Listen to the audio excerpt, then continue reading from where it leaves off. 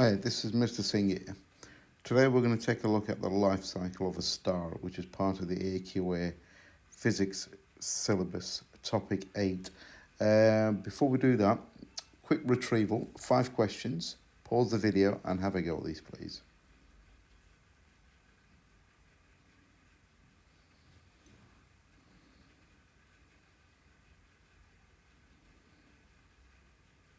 Okay, let's have a look. So, you did number 1. Do we see a live image or an old image of the sun? It's an old image. Obviously, light's been traveling through space. It's traveling at 300 million meters per second, but it still takes around 8 minutes to reach the Earth. Number 2, what is the speed of light? I've just told you, at 300 million meters per second. Number 3, why can't sound waves not travel through space? There's no air particles in space, it's a vacuum. Number 4, what is the correct order of these planets in our solar system? What is the correct order? There you go. Mercury, Venus, Earth, Mars, Jupiter, Saturn, Uranus, and Neptune. And number 5, place in order of increasing size. So we start with the moon, then planet, then a star, then the solar system, then the galaxy, and finally the universe. Okay. So that's our objective. We need to know how stars are born and how stars die. So you can look at that. And the key words are nebula, gravity, protostar, red giant, supernova, black dwarf, neutron star, black hole, and white dwarf. So let's have a look at how stars are formed first. So number 1, stars initially form a cloud of dust and gas called a nebula. Number 2, the force of gravity makes the dust and gas spiral in together to form a protostar. A protostar is an infant star. It's not a main sequence star. Number 3, gravitational attraction causes the density of the protostar to increase and particles within the protostar to collide with each other more frequently, so the temperature starts to increase. Number 4, when the temperature gets high enough, hydrogen nuclei begin to undergo nuclear fusion, and that forms a helium nuclei. This gives out massive amounts of energy, which keeps the core of the star hot. Now at this point, this is when a star is born, and it's called a main sequence star. Number 7, smaller masses of gas and dust may also be pulled together to make planets that orbit a star. What I would like to do, please, I'd like to summarise points 1 to 6 of how a star is born. So you can pause the video here, use pictures, colours, symbols, and probably no more than 20 words. So pause the video here, here's a little task for you. Summarise points 1 to 6 of using no more than 20 words, and you can use pictures, symbols, and colours. Off you go.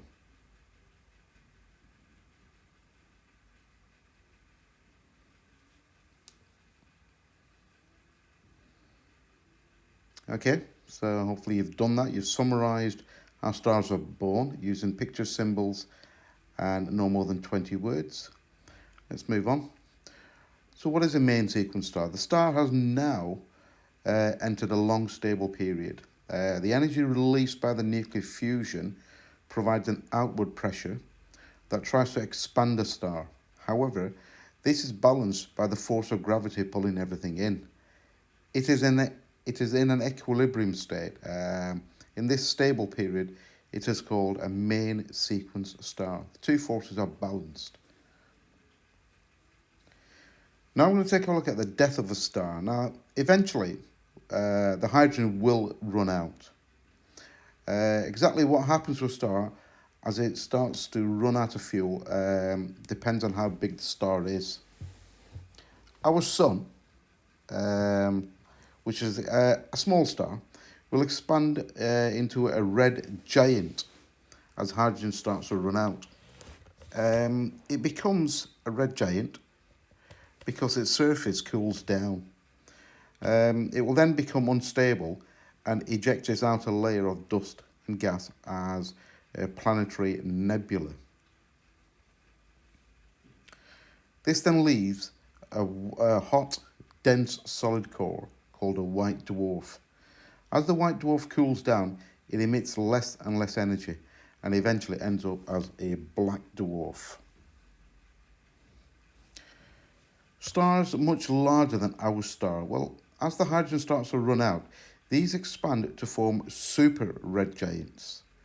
Now, super red giants expand and contract several times, forming elements as heavy as iron.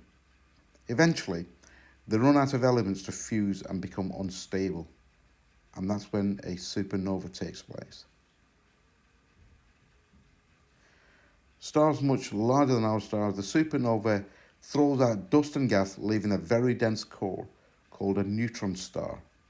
And if the star is big enough, it will then become a black hole instead. Here's a picture that summarises the journey of a star. Pause the video here and study this.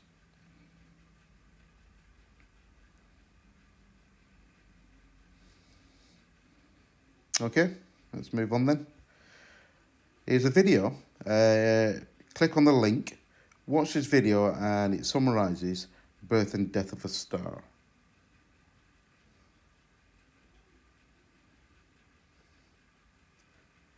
We'll move on. Here's some questions for you. 5 questions. Have a go at these 5 questions. Pause the video and have a go, please.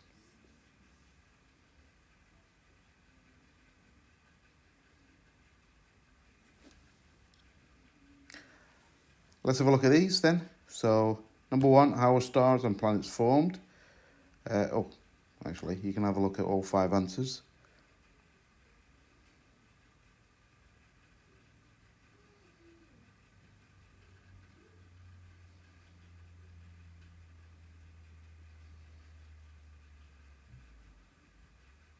Okay, moving on then.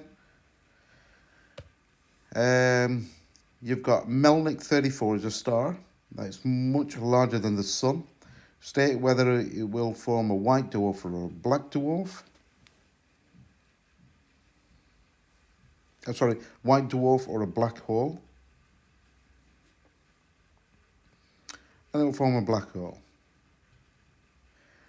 Here's some AQA past questions. Light takes 500 seconds to travel from the Sun to the Earth. Light travels at 300,000 kilometers per second. Calculate distance worth 2 marks. Gives you the equation.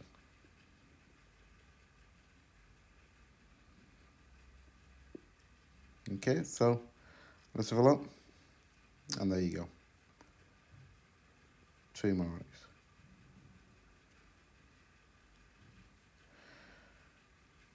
Pause the video, have a go at these.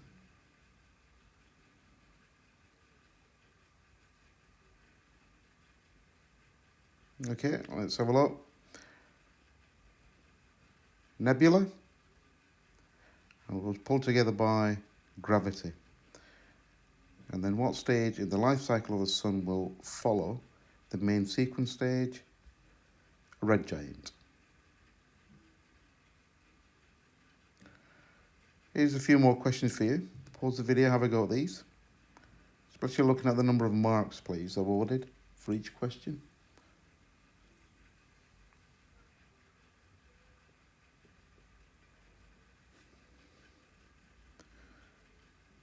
Okay, let's have a look. For the 3 marks, describe how stars are formed. B for 1 mark, energy is released in stars by process of nuclear fusion. And then C, the forces are balanced.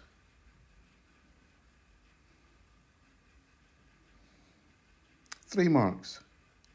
The life cycle of a star after the main sequence period depends on the size of the star.